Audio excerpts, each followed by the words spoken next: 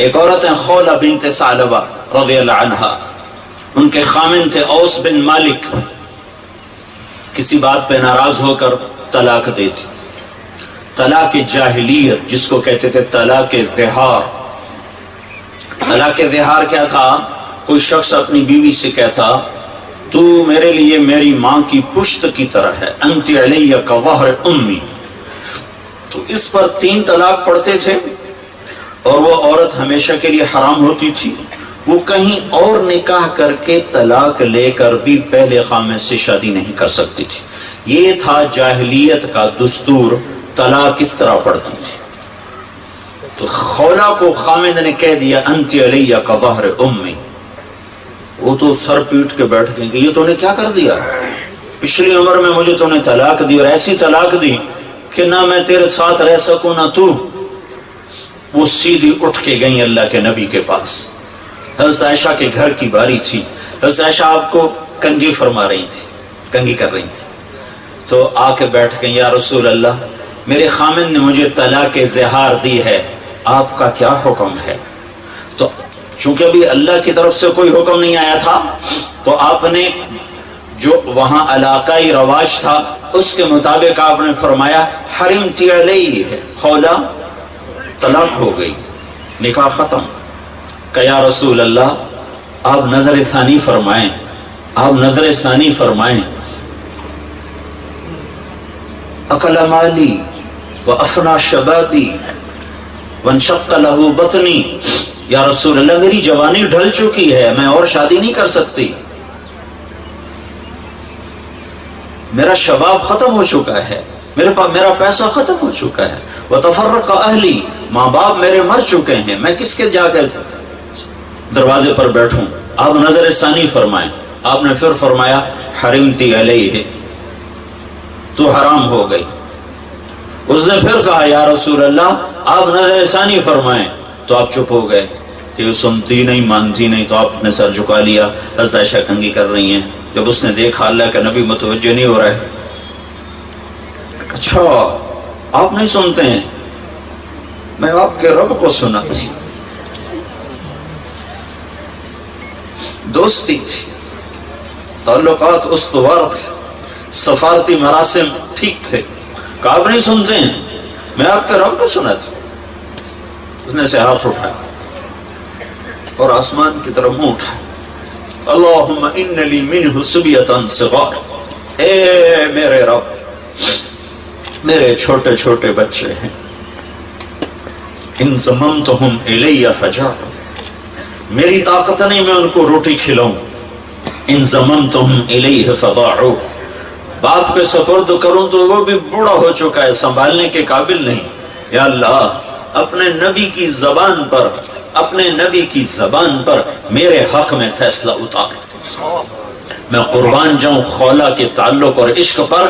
یہ نہیں کہا کہ فیصلہ اتار، چاہے میں جب فیصلہ آئے گا تو میرے حق میں بھی ہو سکتا ہے، میرے خلاف بھی ہو سکتا ہے، اللہ کو پابند کر رہی ہے، میرے حق میں فیصلہ دینا ہے، میرے خلاف نہیں دینا۔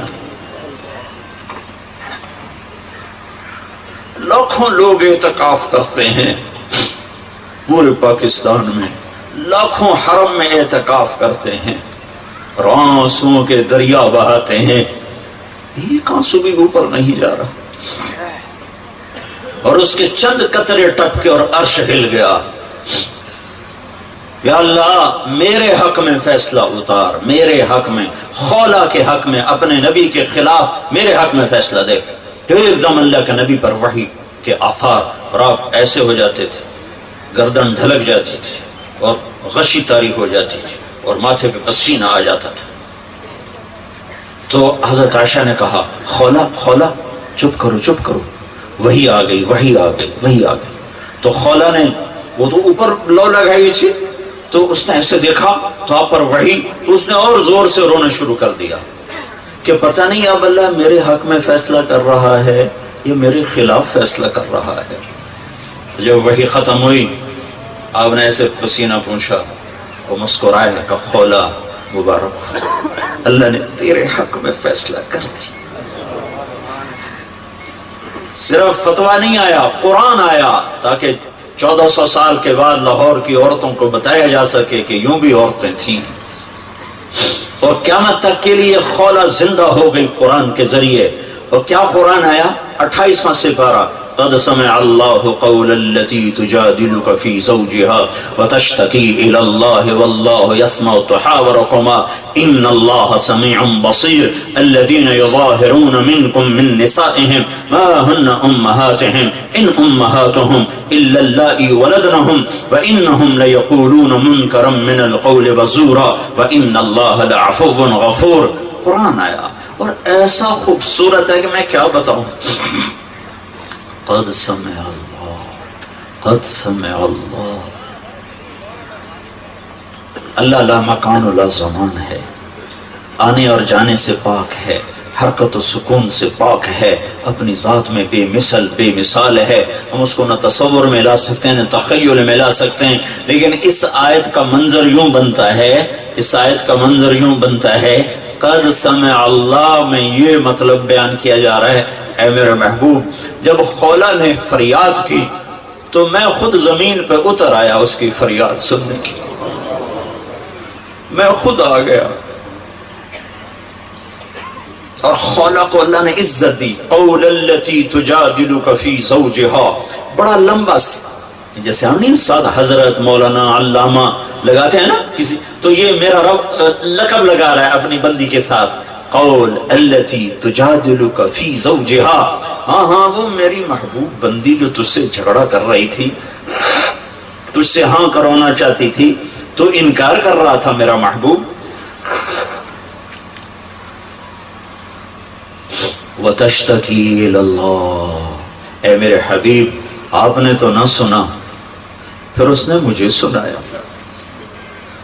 واللہ یسمع تحاورکم، میں سن رہا تھا، آپ انکار کر رہے تھے، وہ اقرار کروا رہی تھی، آپ انکار کر رہے تھے، وہ اقرار کروا رہی تھی، میں بھی موجود تھا۔ ان اللہ سمیع بصیر، میں فیصلہ کرتا ہوں کہ آج کے بعد یہ طلاق غلط ہے، اور اس طلاق کا کوئی حکم نافذ اس عمل نہیں ہوگا، ہاں اس بول کا کفارہ ہے، کفارہ ادا کر دیا جائے اور بیوی حلال ہو جائے گی۔ یہ وہ دور تھا جب اللہ سے تعلق تھا تو مزے تھے، تو میرے بھائیو بہنوں اللہ سے تعلق بنا لو۔